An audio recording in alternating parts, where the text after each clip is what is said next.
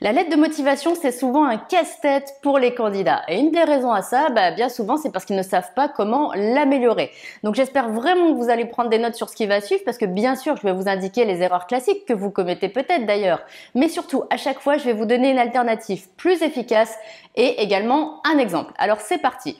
Erreur numéro 1, les copier-coller d'Internet. C'est-à-dire, vous voyez une phrase qui fait bien sur Internet, peut-être un modèle de lettre de motivation et vous reprenez exactement comme ça dans votre lettre.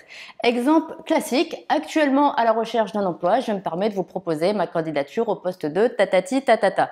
Donc là, la version améliorée, c'est quoi? C'est tout simplement de personnaliser votre phrase pour que ce soit différent de ce qu'on trouve sur Internet. Exemple, fort d'une expérience de X années au poste 2 et animé d'un réel attrait pour, etc., etc., je vous propose ma candidature au poste 2.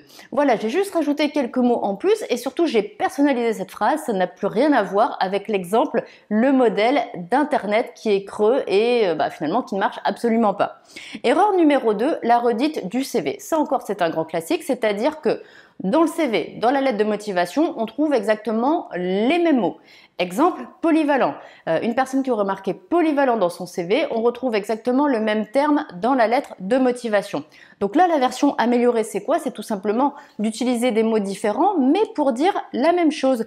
Par exemple, si vous avez mis polyvalent dans votre lettre, dans votre CV, vous pouvez mettre dans votre lettre de motivation que vous êtes quelqu'un qui sait s'investir sur différentes missions, que vous êtes quelqu'un qui sait s'adapter à différents contextes de travail, différents environnements professionnels, ou encore que vous êtes quelqu'un qui sait aussi bien travailler en autonomie qu'en équipe. Tout ça, c'est de la polyvalence, c'est savoir faire différentes choses, c'est juste que le mot polyvalent n'a pas été utilisé.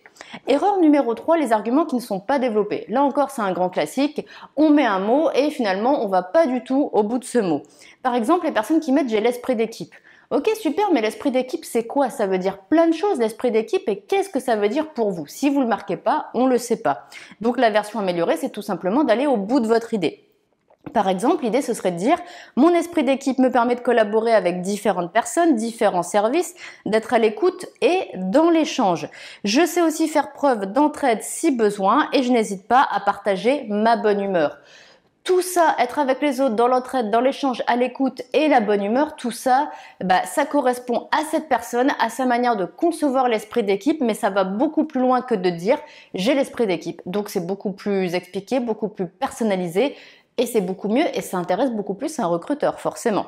Et l'erreur numéro 4, la motivation qui n'est pas expliquée. Eh ben ouais, c'est une lettre de motivation. Donc, si on ne sait pas si le poste vous intéresse, si vous êtes motivé par le poste, par l'entreprise, forcément, ça marche pas. Par exemple, les personnes qui vont dire « c'est avec enthousiasme que je vous propose ma candidature ». Là encore une fois, c'est quoi cet enthousiasme? D'où il vient? Comment il se caractérise cet enthousiasme? Donc la version améliorée, c'est tout simplement de beaucoup plus mettre en avant votre motivation. Exemple, vous proposez ma candidature et pour moi une évidence. Vous voyez déjà le mot il est fort, c'est une évidence. À la fois parce que les missions proposées font écho à mes compétences ainsi qu'à mes objectifs. Donc là c'est un intérêt pour les missions. Mais aussi parce que votre entreprise propose, et là vous complétez en fonction de ce qui vous a intéressé dans l'entreprise. Et je rajoute pour finir, ce dans quoi je me projette pleinement. Le fait de dire je me projette pleinement, que ce soit dans le poste ou dans l'entreprise, ça montre vraiment l'envie d'y aller, l'intérêt pour le poste et l'entreprise. Et l'envie, l'intérêt, c'est de la motivation. Donc voilà, vous savez les erreurs qu'il faut éviter, vous savez comment les éviter, vous avez des exemples, donc maintenant il n'y a plus qu'à faire. Et si vous voulez encore plus de bons conseils et encore plus d'exemples pour faire une candidature qui décroche des entretiens, moi j'ai fait un programme exactement sur cette thématique. Je vous mets le lien juste en dessous dans la description de la vidéo, vous y allez, en quelques clics, le programme il est à vous, il n'y a plus qu'à l'utiliser pour travailler. En attendant, je vous souhaite bon courage et à très bientôt dans une prochaine vidéo.